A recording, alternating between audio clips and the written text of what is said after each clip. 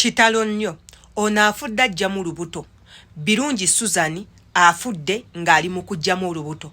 Ono gwe twogerako Kadaama eyali agenze okukola. Wabula bwe yatuuka eyo n'afunamu obuzibuzibu bw'atyo n'afuna olubuto. Bwe yafuna olubuto ekyamujjira mu mutwe kwe kugenda okulujjamu era bw'atyo afudde ali mu kulujjamu. Yenze Sheila Adita atannaba kubanga osubscribinga ku YouTube channel yange subscribinga kwata akadenga buli video yonna gyentekayo ekutukako bulungi commentinga tumanye endowooza yo ku butambinga we buti bwe tuba tukuteereddeyo ate era teweerabira kutusanga ku mitimbagano egy'enjawulo gye tuteeka obutambinga buno bw'otalina kusubwa naddala nga oli nkuba kyeyo. Tukomyewo ne amawulire ag'ennaku ag'okufa kwa muganda waffe eyagenda okunoga ensimbi emitala w'amayanja. Bw'atyo tasobodde kukoma wunga mulamu oba bw'atyo tasobodde kumaliriza birooto ebyamujja mu ggwanga lino okugenda eyo gye yagenda okunoga ensimbi. Era nga bwe twogerera y'omu ku mbuyaga ezikunta essaawa zino ate era nga tetumanyi omulambo gugenda kukomawo gutya mu ggwanga lino. Kubanga nammwe ensawo z'abazadde baffe muzimanyi bwe zikolamu tebaba bulungi na kasente ate era olumu n'abantu ababa babatwala nabo bamanyi okubejjako oba baba tebakyabayinako obuvunaanyizibwa. Era kyova olaba abamu we bafa bamanyi okusuulibwa eyo ne babaziika eyo mu ddungu olw'ensonga tewabaawo omuntu asobola kubakomyawo wano. Naye bannange kiba kibi nnyo omuntu okufiira gye yagenda okufuna ssente. Wabula ate kambaterewoko ku butambi obukakasa enfa ya Birungi yafudde ki kyekyamuviiriddeko okufa kwa musanzeewa ye olubuto olumuse yalujjawa. Byonna tugenda kubanga tubimanya mu katambi kano. Kambaterewo obutambi ate era tukomewo. Banange musharinge video eno etuke ku family ya Birungi Suzan. Birungi Suzan abadde awangaalira mu ggwanga lya Jordan era nga nzaalwa y'Emityana. Birungi Suzan yajja Jordan okola, bwe yatuuka e Jordan yatuuka n'atoloka. Mu kutoloka gye yagenda teyagenda bulungi.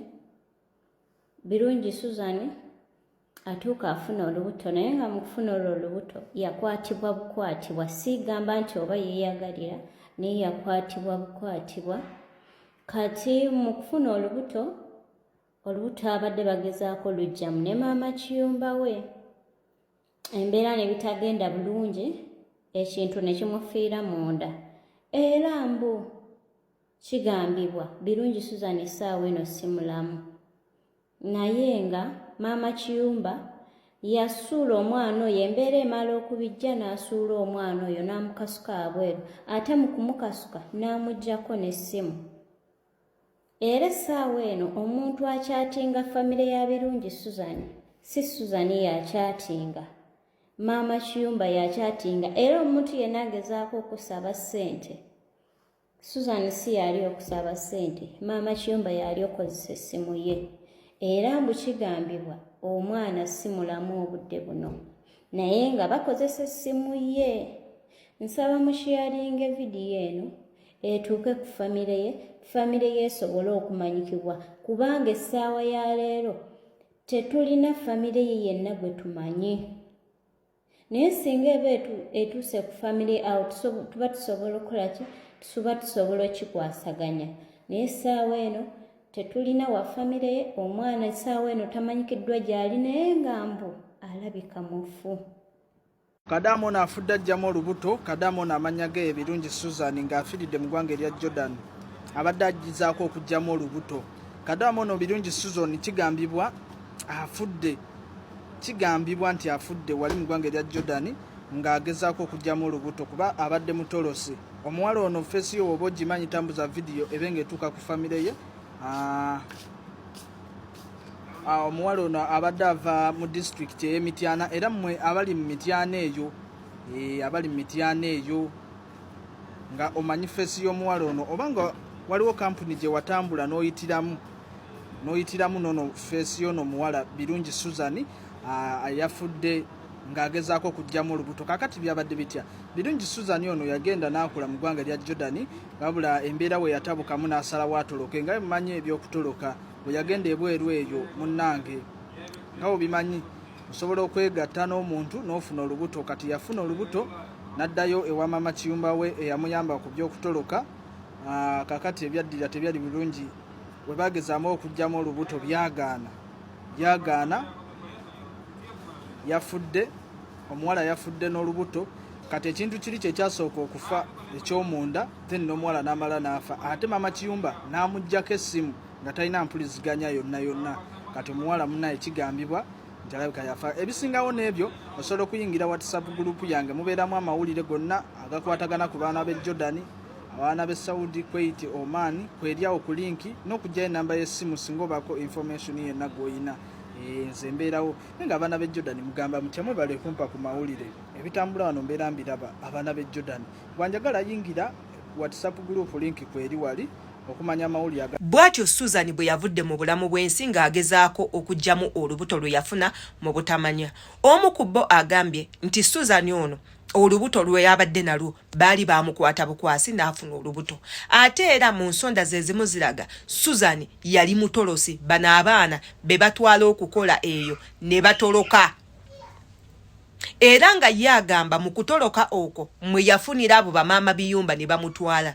Eyo nno we bategeerera nti ali lubuto ne bagezaako okutetenkanya okulaba nti olubuto olwo luvaamu, wabula ate lwe lumuse. Tusiiba tukola obutambi bwebuti buli lunaku ne tubagamba nti bannange mulimu ebintu ebimu bye mukola nga mulowooza nti byangu ng'ate tebigenda kubeera byangu. Era tubakolera obutambi bungi nnyo batya w'osobola okwekuumira mu nnyumba ya Mukama wo n'otatuusibwako bizibu nga byakukwata. Era ne mbategeeza ne mbagamba nti kizibu nnyo omuwarabu okukwata omuwala n'amwebakako mpozzi ng'akoze bino ebintu wammanga. Omuwarabu kasita otandika okwesesaasesa naye amanya nti omwagala, kuba bo tebamanyi kujja kugamba muntu nti nkwagala kuba ewaabwe tebiriiyo, abakazi bafunire. Omuwarabu kasita atandika okukwatakwata mu bitundu bye batalina kukwatamu n'omulaga nti gwe tokiyinaako buzibu, agenda lowooza okkiriza mugende mu maaso n'ebyo bye mukola. Omuwarabu mpozzi nga ayina abantu bazze nabo ne bamuyambako ne bakukwata.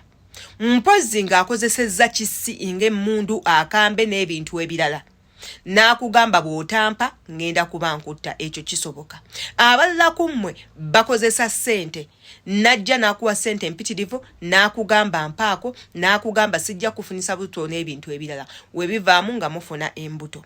Naye ng'omuwarabu ye nga ye okuvaayo nti atandika okukukwata kigenda kubeera kizibu ddala, era nga kizibu era nga tekisoboka. Abamu ku abo abatugamba nti baabakwata ebiseera ebisinga baba sibakwate mu byaddala, nga bamwebakako ng'ayagadde naye nga tamanyi kikigenda kuvaamu. Bwe bimala okubijja awo atandikira okuzibuka amaaso nti omuntu ono okwejja mu kino ngenda kugamba nti nakwatibwa. Ate ng'ebiseera ebisinga siwe kiri. Era kyovulaba abantu bawa nnyo amagezi ag'enjawulo mu abaagala ogenda ebweru abaana ab'obuwala ne babagamba mugende nga mwetegese mutya. Abamu ku mmwe mugenda ne babateekamu obuweta, ne babakomya okuzaala oba ne babateeka ku kizaala ggumba, kubanga bw'oba otuuse eri just ebintu ne byekwatamu katono ng'abo be bakwata ngaba abebaka ne bakama bammwe, muleme kuzaala baana be mutegekedde, muleme kufuna mbuto ezitali mu ndowooza zammwe. Ebyo byonna babibagamba, naye ate abamu temubikola. Wabula ng'ate tetugenda kwogerera nnyo mugenzi, kye tulina okugamba kiri kimu, Mukama amuwe ekiwummulo eky'emirembe. Katusabe byonna bigenda tambula bulungi, muganda waffe oyo asobole okukomerezebwawo wano, ateekebwe mu nnyumba ye ey'olubeerera. Naye ate era nga kyennyamiza nnyo, kibi nnyo omuntu eyagenda okufuna ssente okufiirayo. Yenze Shila Adita, twesange mu comment section.